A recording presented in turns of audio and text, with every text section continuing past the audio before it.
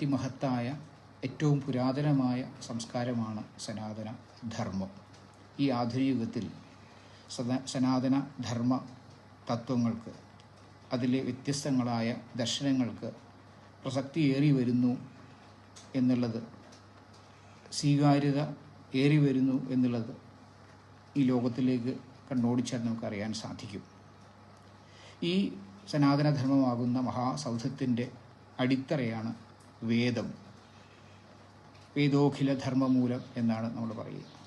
ഒരു മനുഷ്യൻ അനുഷ്ഠിക്കേണ്ടതായ സാമാന്യധർമ്മങ്ങളും വിശേഷധർമ്മങ്ങളും സമഗ്രമായി വേദത്തിൽ വിശദീകരിച്ചിരിക്കുന്നു എന്നുള്ളതാണ്. ഒരു മനുഷ്യൻ്റെ ഭൗതിക ജീവിതം സമ്പുഷ്ടമായ ഒരു ഭൗതിക ജീവിതത്തിനും അതോടൊപ്പം തന്നെ ശാന്തിയും സമാധാനത്തോടു കൂടിയൊരു ജീവിതത്തിനും ആത്യന്തിക ദുഃഖവിമുക്തി എന്ന് പറയുന്ന മോക്ഷം അത് നേടുവാനും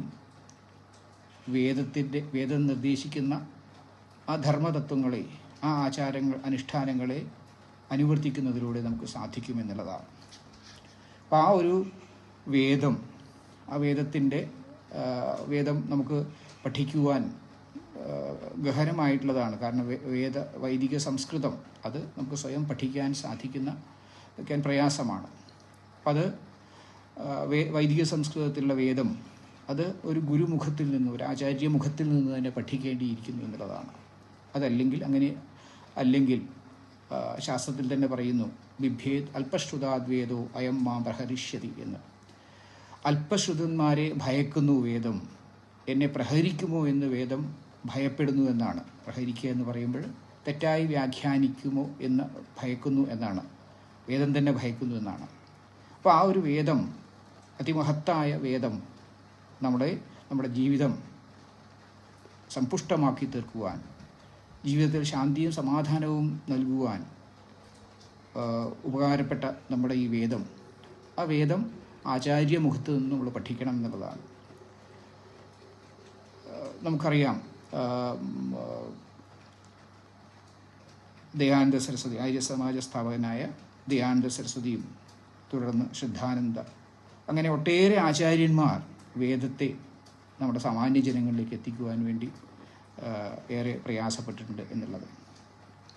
ഇന്ന് അതേ ദൗത്യം ഇവിടെ വേദാചാര്യനായിട്ടുള്ള ശ്രീ M.R. രാജേഷ് ജി ആ ദൗത്യം നിർവഹിക്കുകയാണ്. വേദപുഷ്പം എന്ന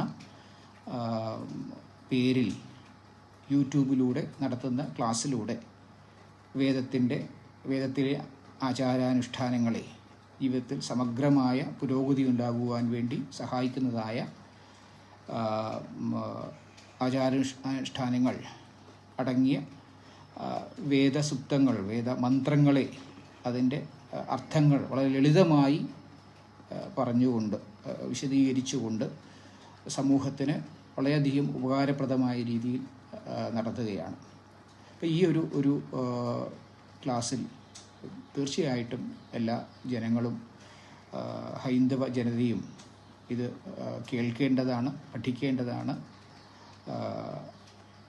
ഈ ഒരു ഉദ്യമത്തിന്, 100-ാം ദിവസത്തിലേക്ക് കടക്കുന്ന ഈ ഒരു ഉദ്യമത്തിന് എല്ലാവിധ ആശംസകളും അർപ്പിക്കുന്നു. ഓം ശ്രീ ഗുരുഭ്യോ.